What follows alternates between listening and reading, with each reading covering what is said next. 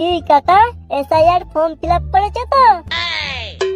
আর ভাইপো SIR form মরতে বসেছি, আবার এসআইআর ফর্ম ফিল আপ করে কি করব?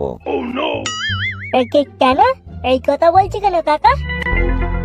আর বলো না ভাইপো, আমার না একটা কিডনি খারাপ হয়ে গেছে, তাই মসজিদ যাচ্ছি মৌলভী সাহেবের কাছে জল পড়া আনতে।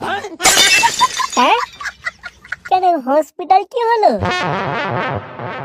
ওইসব হসপিটালের ওপর আমার ভরসা নাই ভাইপো, ওরা একটা কিডনি ভালো করতে গিয়ে আমার আর একটা কিডনি খারাপ করে দেবে, তাই আমার হসপিটালের ওপর ভরসা নাই। মসজিদের জল পড়া খেলে তোমার কিডনি ভালো হয়ে যাবে?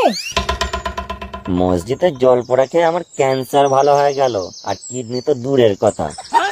আমি তো মনে করি দেশের সমস্ত হাসপাতালগুলোকে ভেঙে দিয়ে মসজিদ বানিয়ে দেওয়া হবে।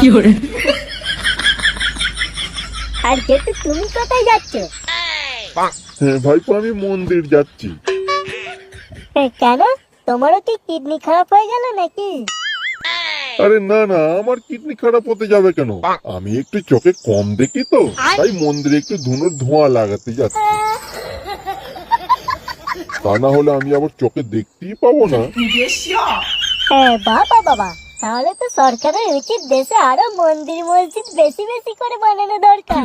যতই হোক মানুষ ধুলোর ধোঁয়া আর জল পড়া খেয়ে সুস্থ হয়ে উঠছে যে।